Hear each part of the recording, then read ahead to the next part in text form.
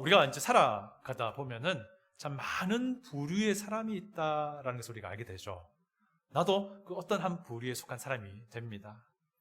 사람들은 그래서 이제 사람들을 막 분류하기를 좋아해요. 뭐 통계를 내는 사람들은 직업군별로 사람들을 분류하기도 하고, 뭐 선호도에 따라 분류하기도 합니다.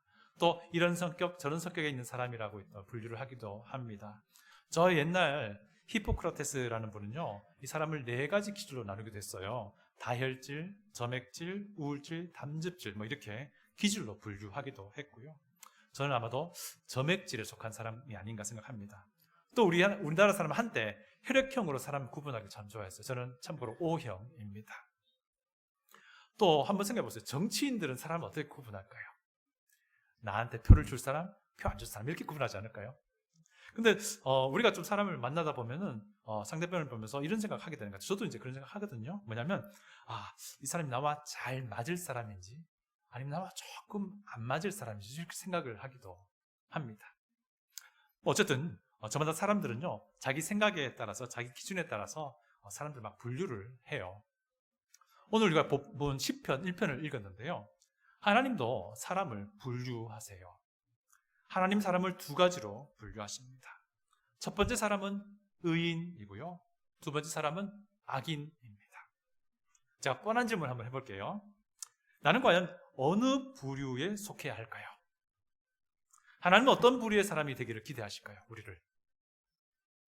뻔한 질문에 답도 뻔하겠죠.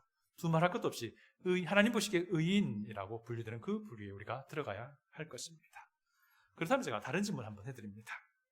하나님은 의인이라 불리는 사람들에게서 어떠한 삶을 기대할까요?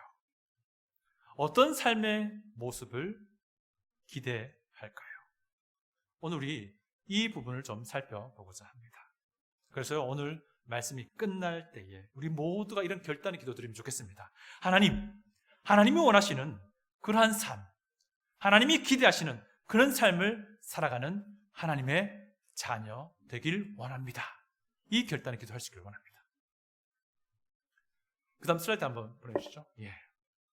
이 사진은요, 유대 땅 광야 지역을, 고산지대에 있는 그 높은 지역에 있는 광야 지역을 찍은 사진이에요. 이곳이 이제 예수님이 과거에 40일 동안 금식하시고 사탄에게로부터 시험받았던 바로 그런 지역이에요. 여기 보니까 한가운데로 쭉 길이 보이죠. 비포장 길처럼 보이죠. 사실 이건 길이 아닙니다. 길이 아니고요, 물이 흐르는 시내예요. 근데 물이 지금 다 말라 있죠. 물이 흘렀던 흔적만 남아 있는 거예요. 이제 건천이라고 부르잖아요. 근데 위 사진은요, 건기에 시내가 말라 있는 모습인데 건천의 그 상류 지역, 높은 지역에 있는 그 사진을 찍은 거예요.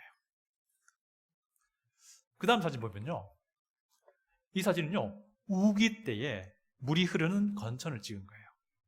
비가 많이 내리는 우기가 되면요, 빗물이 땅에 떨어져서 말라있던 그 물길에 물이 모이겠죠. 그리고 그 모인 물이 물길 따라 쭉 내려가면서 시내를 만들고 더 밑으로 내려가면 갈수록 엄청난 물이 이렇게 흘러내리게 됩니다. 이 사진은요, 건천의 그 하류 부분을 찍은 것인데 아주 뭐 홍수가 난 것처럼 물이 아주 매섭게 내려칩니다.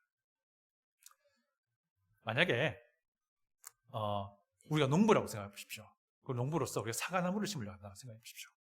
그런데 그 농부가 이 유대 땅에서 홍수에 휩쓸려 내려가면 안 되겠구나, 내가 심을 나무가 생각해서 건천에 아까 봤던 상류 지역인 그 광야에 사과나무를 심으면 어떻게 되겠습니까? 그 나무는 곧 말라 죽을 겁니다. 한편 우기에 물이 매섭게 많아지는 이 2번째 사진과 같은 곳에 사과나무를 심으면 어떻게 되겠습니까? 우기 때만 되면 청개구리처럼 그 옆으로 나와가지고 혹시 내가 심은 사과나무가 휩쓸려 내려가지 않을까 개골개골 하고 있지 않을까요? 그 다음 사진 보시면요, 아름답죠, 그죠? 하늘에 보기도 그죠? 이스라엘 땅에는요, 건기에는 마르고 우기에는 물이 막 홍수같이 흘러내리는 건천만 있는 건 아닙니다. 이 사진은요, 요단강의 모습이에요. 이 사진은 요단강의 모습인데 요단강은 항상 물이 흐르는 강입니다. 다만 건기와 우기 때 그 수위의 차이는 있습니다. 그러나 어쨌든 요단강은 항상 물이 흐르는 강입니다. 헬몬산이라고 이스라엘 땅의 북쪽에 아주 높은 산이 있어요. 그 헬몬산에서 물이 시내가 흘러내려와 가지고요. 오다가 큰 바다처럼 된 호수가 여러분 잘 아시는 갈릴리 호수예요. 그리고 그 갈릴리 호수에서 시작되어서 요단강이요. 시작돼서 남쪽으로 내려옵니다. 남쪽으로 내려오다 제일 남쪽에 꽉 막혀버린 큰 바다 같은 호수가 있는데 그것이 바로 여러분이 아시는 사해예요. 이 사진은요.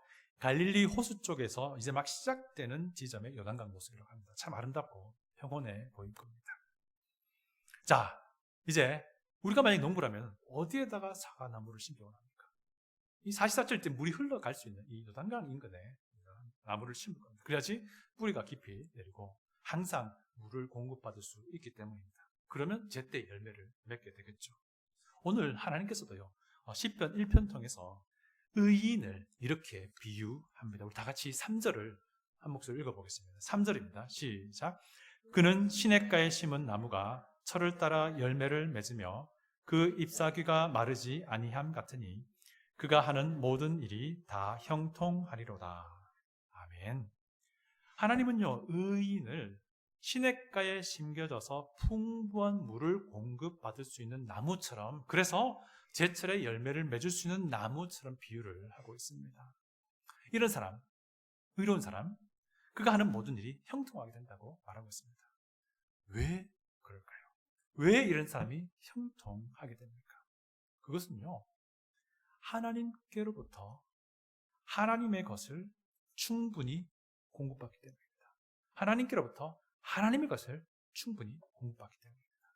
그런데요, 중요한 것 하나가 있어요. 그것은요, 하나님께로부터 하나님의 것을 충분히 공급받는 의로운 사람은요, 하나님께로부터 하나님의 것을 충분히 공급받을 수 있는 그러한 삶을 산다는 사실이에요. 의로운 사람은 충분한 공급이 가능하게 하는 그런 삶의 패턴을 가지고 있다는 사실이에요. 그런 삶의 방식을 살아가고 있다는 사실입니다. 거꾸로 말하면요, 이런 삶의 방식이, 이런 삶의 패턴이 없으면 하나님께로부터 하나님의 것을 충분히 공급받기 곤란하다라는 말입니다. 여러분, 우리가 하나님께로부터 의롭다함을 얻는 것, 우리가 하나님께로부터 구원받는 것, 우리가 하나님께로부터 죄 용서받는 것, 거듭난다라고 하는 사실은요, 전적으로 하나님의 손에 달려 있습니다. 분명한 사실이에요. 그런데요, 의롭다함을 얻은 뒤에, 구원받은 뒤에, 거듭난 뒤에 우리가 하나님께로부터 하나님의 것을 충분히 넉넉히 공급받는 것은요, 하나님과 내 손에 공이 달려있다는 사실이에요. 무슨 말인가 하니, 구원받았다고 해서 저절로 이런 일이 일어난다, 그런 것은 아니라는 사실입니다. 여러분, 이 부분 반드시 기억하셔야 됩니다. 우리 다 같이 1, 2절을 읽어보겠습니다. 1, 2절, 성경을 펴서서 1, 2절 읽어봅니다. 시작. 복 있는 사람은 악인들의 꾀를 따르지 아니하며 죄인들의 길에 서지 아니하며 오만한 자들의 자리에 앉지 아니하고 오직 여호와의 율법을 즐거워하여 그의 율법을 주야로 묵상하는도다. 여러분, 1, 2절은요, 복 있는 사람에 대해서 말하고 있습니다. 이 복 있는 사람이 어떤 사람인지 말하고 있습니다. 이 복 있는 사람이 어떻게 살아가는 사람인지를 말하고 있어요. 그리고 나서 3절에서 그런 복 있는 사람, 그런 삶을 살아가는 이 사람이 비로소 하나님께로부터 하나님의 것을 넉넉하게 충분히 공급받는 그런 형통한 삶을 살아간다라고 하는 것이 이 본문의 내용입니다. 여러분, 우리는 하나님께로부터 하나님의 것을 충분히 공급받는 형통한 삶을 살길 원하잖아요. 그렇지 않습니까? 그렇다면요, 복 있는 사람의 삶의 패턴이 우리의 것이 되어야 됩니다. 이런 복 있는 사람의 삶의 방식이 내 것이 안 되면은 나는 광야 건천 옆에 심겨진 나무와 같다는 거예요. 내 삶이 복 있는 사람의 그 살아가는 그런 삶의 모습 되지 않으면 나는 우기 때 쉽사리 휩쓸려 갈 수 있는 그런 하류 건천 옆에 심겨진 나무와 같다라는 거예요. 여러분, 하나님께로부터 하나님의 것을 충분히 공급받는 형통한 삶을 위해서 복 있는 사람은요, 첫 번째, 세상과 다른 패턴의 삶을 살아야 한다는 겁니다. 우리 다시 한번 1절 다 같이 읽어보겠습니다. 다시 한번 1절 다 같이 읽어봅니다. 시작. 복 있는 사람은 악인들의 꾀를 따르지 아니하며 죄인들의 길에 서지 아니하며 오만한 자들의 자리에 앉지 아니하고. 사랑하는 생수교회 성도 여러분, 예수 그리스도 안에서 의롭다함을 얻은 여러분, 복 있는 사람 되길 원하잖아요. 우리가요, 하나님께로부터 충분히 공급받는 사람이 되길 원하잖아요. 그렇다면요, 악인들이 살아가는 삶의 모습을 벗어나야 합니다. 버려버려야 돼요. 하나님께서 의롭다라고 불러주시는 사람이 되었는데도 불구하고 여전히 세상과 차이 나지 않는 그런 삶을 살아간다면요, 여러분, 제가 이 말씀 드려야 됩니다. 하나님의 공급을 기대하지 마십시오. 여러분, 그런데 악인들의 꾀를 따르지 않고 죄인들의 길에 서지 않고 오만한 자의 자리에 앉지 않는다는 것, 이것이 과연 어떤 말일까요? 이것은요, 세상의 그 삶의 방식을 따라가지 않는다라는 겁니다. 악한 그 삶의 풍조를 따라가지 않는다는 그런 말이에요. 구별된다는 말입니다.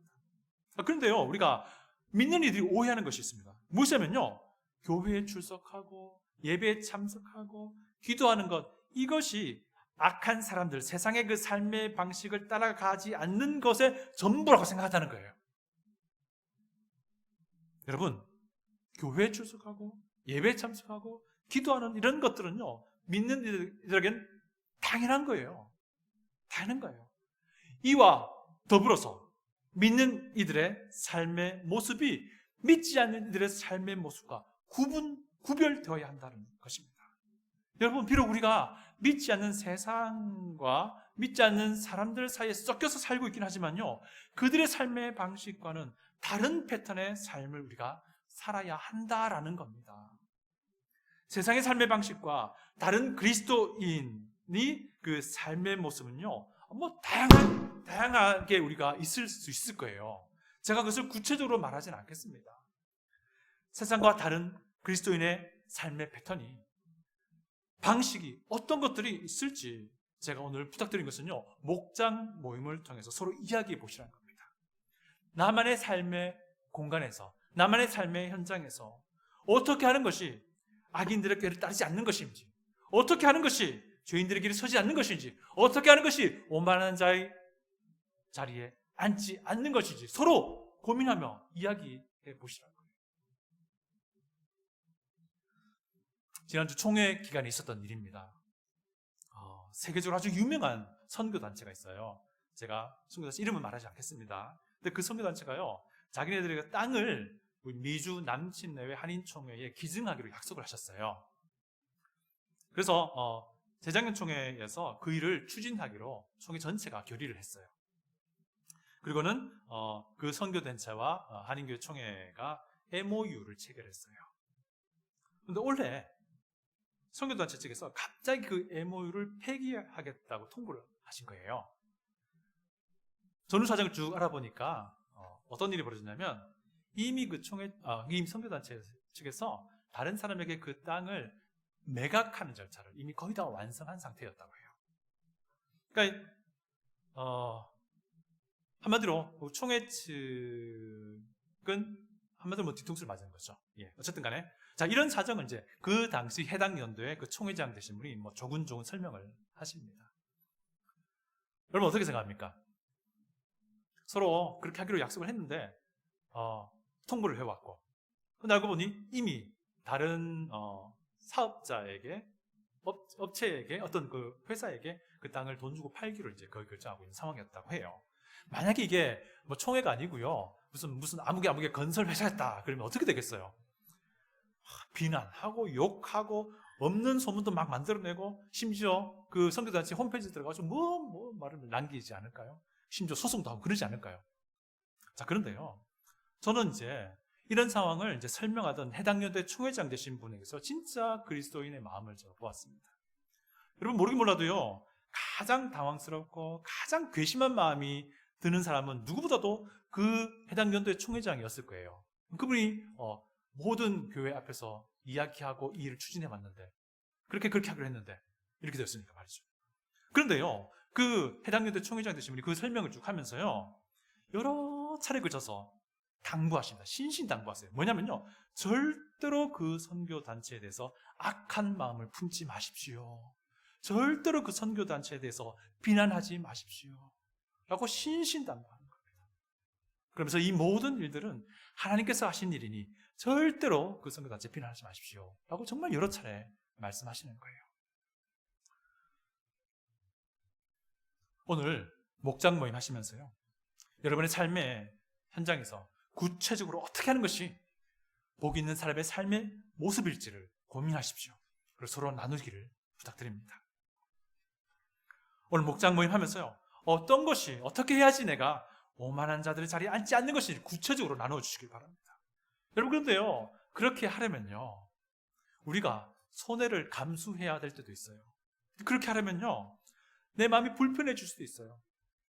그러나 그럼에도 불구하고요, 악인들의 꾀를 따르지 않고 죄인들의 길에 서지 않고 오만한 자들의 자리에 앉지 않는 그런 아름다운 결단을 내리는 축복이 여러분들에게 임하기를 원합니다. 여러분, 세상과 다른 삶의 방식으로 살아가는 그리스도인이 진짜 복된 그리스도인이에요. 세상과 다른 삶의 패턴을 가진 그리스도인이 진짜 형통한 그리스도인 사람입니다. 그런 이들에게 하나님은요, 내 것으로가 아니고요, 내가 원하는 것이 아니고요, 하나님의 것으로, 하나님의 뜻에 부합한 것으로 우리를 넉넉하게 차고 넘치게 채우실 것을 믿습니다. 하나님께로부터 하나님의 것을 충분히 공급받는 형통한 삶을 위해서 복 있는 사람은요, 두 번째, 하나님의 말씀을 가까이 해야 합니다. 우리 다 같이 2절을 읽어보겠습니다. 성경을 펴셔서 2절을 읽습니다. 시작. 오직 여호와의 율법을 즐거워하여 그의 율법을 주야로 묵상하는도다. 아멘. 여러분, 하나님이 의롭다 부르시는 사람들, 진짜 복 있는 사람들은요, 세상과 구별된 삶의 방식으로 살아갑니다. 그런데 이뿐만 아니죠. 이들은 하나님의 말씀을 항상 가까이 합니다. 오직 여호와의 율법을 즐거워하며 그 율법을 주야로 묵상합니다. 여러분, 이건 너무나도 당연한 것 아닙니까? 그런데 이 너무나도 당연한 것을 우리가 잘 못해요. 여러분, 우리가 하나님께로부터 공급받을 수 있는 가장 최고의 것이 무엇이라고 생각합니까? 먹을 것입니까? 입을 것입니까? 아니면 세상 사람들에게 자랑할 만한 어떤 것입니까? 아니요, 그거 아닙니다. 우리가요, 하나님께로부터 공급받을 수 있는 가장 최고의 것은요, 하나님 그 자체예요. 삼위 하나님 그 자체입니다. 삼위 하나님을 알아가는 거예요. 그분의 마음을 아는 것입니다. 그분의 뜻을 아는 거예요. 여러분, 하나님의 기록된 말씀, 성경 통해서 하나님의 뜻을 알게 되었을 때, 그분의 마음을 알게 되었을 때 그 기쁨과 감격을 경험해 보신 적 있습니까? 저는요, 성경을 통해서 이 땅의 교회를 향한 하나님의 뜻이 무엇인지 알게 되었을 때 정말 마음이 감격으로 가득 찼습니다. 제가 지금까지 경험을 통해 알아봤던 교회가 아니고요, 성경에서 말하는 교회를 알게 됐을 때, 저는 바로 이런 교회를 이 땅에서 구현하는 것이 하나님의 뜻이다라는 것을 알게 되었습니다. 여러분, 여러분의 경험을 근거로 해서 이 영적인 사안들을 규정하려고 하지 마십시오. 여러분들의 경험을 통해서 교회를 정의하려고 하지 마십시오. 그런데 우리는요, 알게 모르게 내가 경험한 것을 토대로 다른 여러 가지 것들을 규정하려고 해요. 저도 마찬가지예요. 그런데요, 복 있는 사람은 그러면 안 되는 겁니다. 하나님의 말씀, 성경을 토대로 이런 것들, 저런 것들을 구분할 수 있어야 돼요. 그러기 위해서는 성경을 가까이 해야 되죠. 성경을 알아야 됩니다. 목회자로서 안타까울 때가 있습니다. 뭐냐면요, 목회자로서 이렇게 하면 좋을 것 같은데 도무지 그렇게 할 수 없는 상황이 있을 때 그래요. 성경을 잘 안다고 말씀하세요. 근데 그런 것 같지 않아요. 근데 그럴 때는 제가 할 수 있는 게 없어요. 본인이 잘 알고 있다고 하시는데 제가 뭐 할 말이 없잖아요. 그죠? 네. 그런 분들은 또 보면요, 이 성경을 가까이 하지 않으시더라고요. 어쨌든 저도요 사실 성경을 목회자이긴 하지만 잘 몰라요. 그래서 계속해서 읽고 계속해서 공부하고 계속해서 묵상하는 거예요. 그렇게 해서 그런 과정 속에서 하나님의 뜻을 알게 되면요, 하나님의 마음을 알게 되면 너무 기쁘고 감격스러운 겁니다. 그리고 나서는 그걸로 끝나지 않습니다. 내 자신을 돌아보게 됩니다. 나는 어떤 부분에서 하나님의 마음에 합하지 못했던가 살펴보게 되는 것이죠. 여러분 어떻습니까? 성경을 가까이 할 때 하나님으로부터 하나님의 것을 풍성하게 공급받는 것입니다. 하나님의 말씀을 즐거워할 때 그 사람의 생각은 하나님의 생각에 가까워지는 겁니다. 하나님의 말씀을 겸손하게 받기 원할 때 그 사람의 삶은요, 하나님의 뜻을, 하나님의 거룩함을 반영하게 되는 것입니다. 우리에게 가장 최고의 공급은요, 하나님 그분 자체이기 때문입니다. 이것이 형통함이에요. 이것이 복입니다. 여러분, 하나님께 의롭다함을 얻은 사랑하는 성도 여러분, 형통하기 원하는 사랑하는 성도 여러분, 세상의 가치가 아니고요, 하나님의 가치를 따르는 그런 삶을 살기를 부탁드립니다. 세상과는 다른 모양의 삶을 살기를 부탁드립니다. 이것이 복 있는 사람의 삶의 방식이에요. 그렇게 되면 자연스럽게 우리의 삶 가운데 열매가 맺혀지는 겁니다. 자연스럽게 형통함이 따라오게 되는 거예요. 왜요? 내 생각이 하나님의 생각으로 바뀌어질 것이기 때문입니다. 내 가치관이 하나님의 가치관으로 변하게 될 것이기 때문입니다. 이런 분들이 있습니다. 나는 그렇게 살고 있는 것 같은데 왜 실패합니까? 왜 실패합니까? 나는 하나님 말씀 가까이 하고자 하는데 왜 나는 이렇습니까? 왜 나는 이렇습니까? 라고 말씀하시는 분이 있습니다. 여러분, 제가 단언컨대요, 진짜로 하나님의 말씀을 가까이 하면서 세상과 다른 방식의 삶을 추구하며 살아가는 사람이라면요, 그렇지 않은 사람이 생각하는 그 실패를요, 실패라고 생각하지 않습니다. 그것은 하나님의 또 다른 은혜의 통로가 될 뿐인 것이죠. 여러분, 하나님은요, 예수 그리스도 안에서 의롭다함을 얻은 우리에게서 기대하십니다. 진짜로 복된 삶의 방식을 살아가기를 기대하세요. 세상과는 다른 방식으로 살아가는 그리스도인만이 살 수 있는 그런 삶을 기대하십니다. 세상과는 전혀 다른 패턴으로 살아가는 복 있는 사람만이 살 수 있는 그 삶을 우리에게서 기다리고 계신다는 말입니다. 저는 이것을요, 진짜 백의 삶이라고 부르고 싶습니다. 하나님의 말씀을 가까이 하면서 하나님의 뜻과 하나님의 마음을 발견하는 기쁨과 감격을 매 순간마다 누려가는 그런 삶, 저는 이것을 진짜 백의 삶이라고 부르기를 바랍니다. 이런 진짜 백의 삶을 살 때에 하나님은요, 내가 원하는 것으로가 아니라 하나님의 것으로 우리에게 충분히 공급하실 것입니다. 이런 진짜 백의 삶을 살아갈 때요, 내 뜻이 하나님의 뜻이 되어버리는 그런 놀라운 성숙한 우리에게 있을 것입니다. 이것이 형통이에요. 이것이 복된 삶입니다. 이것이 복입니다. 이것이 의로운 삶이라는 것이죠.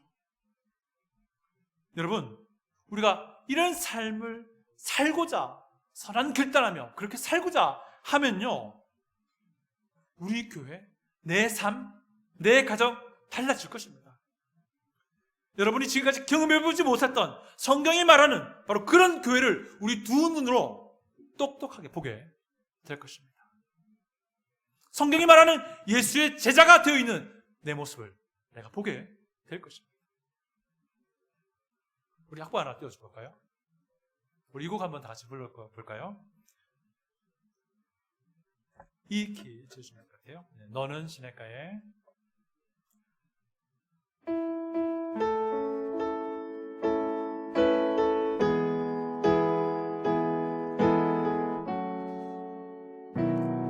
너는 시냇가에 너는 시냇가에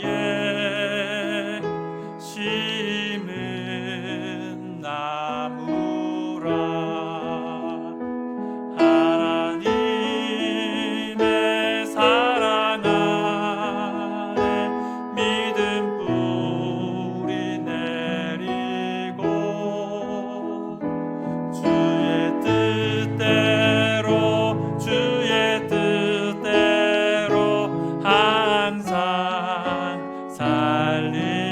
You are like a tree. You are like a tree planted by streams of water. Your faith will take root in love of God. You will live always by the will of God, by the will of God. 여러분, 이 노래처럼요, 우리가 시냇가에 심겨진 나무처럼 하나님의 말씀 안에 뿌리 내릴 수 있기를 부탁드립니다. 하나님의 가치를 추구하길 부탁드립니다. 비록 우리가 이 땅에서 세상과 어울려 살지만 우리는 그리스도인입니다. 우리는 하나님께로부터 의롭다함을 얻은 사람들이에요. 우리는 하나님의 마음을 따라가길 원하는 사람들이에요.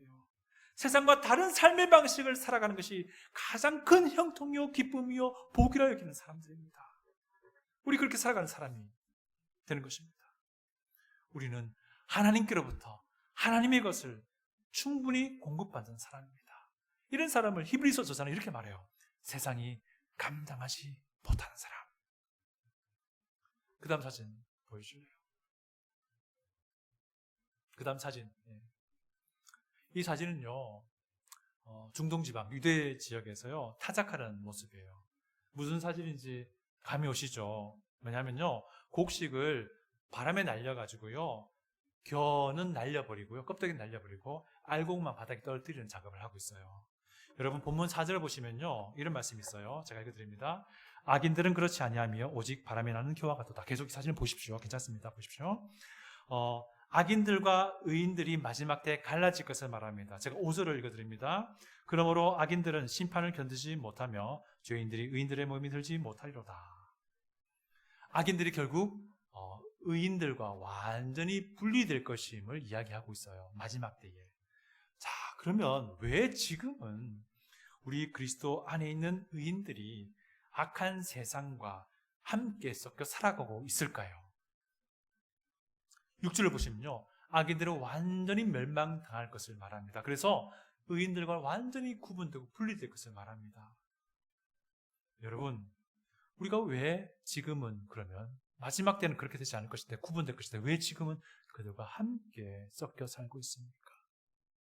이 사진 한번 보십시오. 저 아저씨가 삽으로 바람을 날려버리죠. 그러면서 뿌옇게 바람에 날려가는 껍데기가 보이시죠? 겨가 보이시죠? 그거 보면서 무엇이 보이십니까? 영원히 멸망당할 영혼들이 보이십니까? 이 그림 보면서요. 그렇습니다. 우리가 지금 이들과 함께 이 땅에 섞여 살아가는 것은요, 다가올 멸망으로부터 그들을 건지도록 하기 위함인 겁니다. 그들에게 의롭다함을 얻은 사람의 삶이 어떤 것인지 보여주기 위함입니다. 그렇게 함으로써 그들에게 예수 그리스도만이 유일한 길 되심을 보여주도록 하기 위함이라는 겁니다. 여러분, 우리는 좀 대단한 사람들입니다. 내가 잘나서가 아니라 하나님께로부터 의롭다함을 듣는 사람들이기 때문입니다. 우리는 그에 걸맞는 방식으로, 그에 걸맞는 모습으로 살아가야 합니다.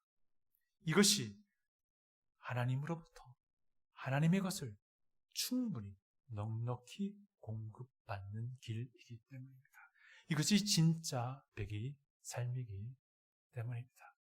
오늘 Father's Day니 여기 앉아 계신 아버지 여러분, 정말 진짜 백의 삶을 통해서 아름다운 본이 되는 하나님의 사람들이 되시기를 축복합니다. 다 같이 기도하겠습니다.